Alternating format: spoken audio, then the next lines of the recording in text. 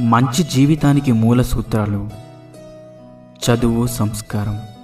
చదువు ఎప్పుడూ తలదించనివ్వదు. సంస్కారం ఎప్పుడూ పడిపోనివ్వదు. శ్వాస ఉన్నంత వరకు మనిషికి ఏదో ఒక సమస్య ఉంటూనే ఉంటుంది. ఏ సమస్య లేనప్పుడే సంతోషంగా ఉంటాను అనుకుంటే మనం సంతోషంగా ఉండేది ఒక్క సమాధిలోనే. రేపు అనే రాత ఏంటో తెలియనప్పుడు నేడు అనే నీ సంతోషాన్ని ఎప్పుడూ వదులుకోకు. అదృష్టం తనంతట తానుగా వచ్చి తలుపు తడుతుందని అందరూ చెప్తూ ఉంటారు. నమ్మొద్దు. అది అవకాశం రూపంలో ఉంటుంది. దాన్ని వెంటాడు, సొంతం చేసుకో.